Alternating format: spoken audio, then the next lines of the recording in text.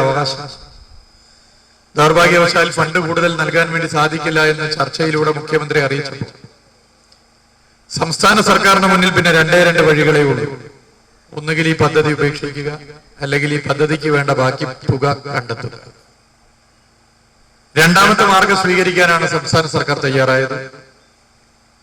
ഇന്ത്യയുടെ ചരിത്രത്തിൽ ആദ്യമായി ഒരു ദേശീയപാത വികസനത്തിന് ഒരു സംസ്ഥാന സർക്കാർ പണം ചെലവഴിക്കാൻ തയ്യാറായത് NH-66 പ്രവർത്തിക്ക് കേരള സർക്കാരാണ്.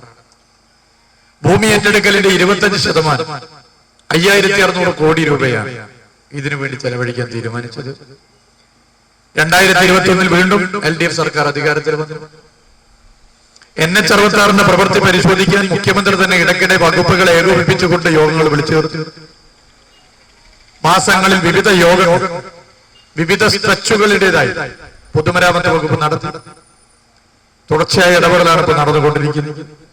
ദ ഹിന്ദു എന്ന പത്രം തന്നെ എഴുതി കർണാടകയിൽ, അതായത് മഹാരാഷ്ട്രയിലൂടെ കർണാടകയിലൂടെ കേരളത്തിലൂടെ തമിഴ്നാട്ടിലെത്തുന്ന ദേശീയപാതയാണ് NH-66.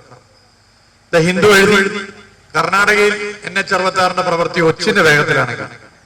കേരളം മുഖ്യമന്ത്രിയുടെ നേതൃത്വത്തിൽ സംസ്ഥാന സർക്കാർ ദേശീയപാത അതോറിറ്റിയുമായി ചേർന്നുകൊണ്ട് നടത്തുന്ന ഇടപെടലിന്റെ ഭാഗമായി അതിവേഗം നടത്തുന്നു എന്നുള്ളതാണ്. സമഗ്രമായ പുരോഗതിക്ക് വേണ്ടിയുള്ള അതിശക്തമായ ഇന്ത്യക്കകത്ത് തന്നെ മാതൃകാപരമായി പ്രവർത്തിക്കുന്ന ശ്രീ പിണറായി വിജയൻ നയിക്കുന്ന ഗവൺമെന്റ് എല്ലാ നിലയിലും സമുജ്വലമായി മുന്നോട്ട് പോകുകയാണ്.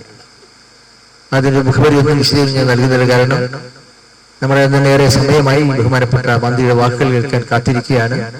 അദ്ദേഹത്തിനും പരിപാടികളിൽ നമുക്ക് ഏത് ചെറിയ മനുഷ്യനെയും വലിയ മനുഷ്യനെയും നേരിൽ കണ്ട് അദ്ദേഹത്തിന് അനുവാദം വാങ്ങിക്കുക എന്ന് പറയുന്നതിന്റെ ചുമതല ഏറ്റെടുക്കുന്ന കാര്യത്തിൽ യാതൊരു വൈമനസ്യം ഇന്നേരം ഉണ്ടായിട്ടില്ല. അതിനി ഉണ്ടാവുകയില്ല. NS വരുമ്പോൾ ഉണ്ടാകുന്നതും അണ്ടർവേ വിവിധ കാര്യങ്ങളുണ്ട്.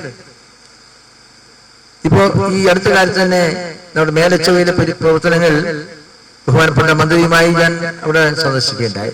അവിടെ കുട്ടി അദ്ദേഹത്തെ കാണിച്ചപ്പോഴാണ് അദ്ദേഹം പ്രവർത്തന ഘട്ടത്തിൽ നീങ്ങിയത്.